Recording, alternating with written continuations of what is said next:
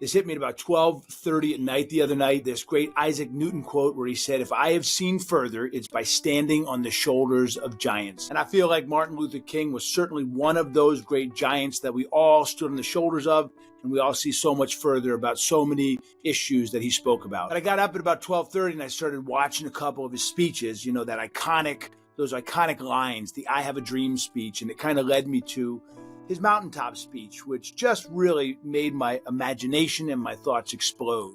And I put together a great conversation basically with myself. And if you want to watch it and hear these thoughts that are really just mind-blowing to me, how April 3rd, 1968, a marriage founded through hope, the show Stranger Things, the Palestinian and Israeli conflict, and smartphones, how I truly believe those 5 things may bring peace to the Middle East in the next 20 years. Go check that out. You probably find the link in the description or just jump over to our YouTube channel and you'll find it. Those 5 things is what this whole thing brought me to, these shoulders that I was standing on. But as I was thinking about this at about 2 o'clock in the morning, I decided to sit down and look at some statistics because, our message is about hopelessness. The war that we're in is about hopelessness. And what I've learned is that hopelessness does not know race, it does not know gender, it does not know sex, it just destroys this thing called hopelessness.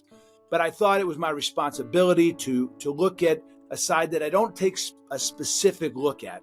And I was shocked. I was actually blown away that, I was reading some stuff from the Black Association of American Medical College, and this was just riveting to me. That children between the ages of 5 and 12 are twice as likely to die, Black and brown children, than white children. You think about that one for a second. How about this one? Between 2018 and 2021, the racial group that saw the largest increase in suicide of 10 to 24-year-olds, Black individuals, an increase of 37%. And this one right here just blew my mind because I use this statistic all the time. I said, how many young people between the ages of 10 and 19 attempt to end their own lives every single year in this country? Between 500,000 and 1 million. But check this one out. Between 2000 and 2020, between the ages of 10 and 19, the largest increase in suicide rates, Black, 78%. Like I said, hopelessness knows no race, no gender, no sex. It doesn't understand any of that stuff. But certainly, when someone reaches that place of hopelessness, there's a bunch of things that line up. It might be poverty. It might be a family situation. It might be the way someone was born, the way they're treated, who their family is. All of these holes in this Swiss cheese have to line up for someone to finally reach that place of hopelessness.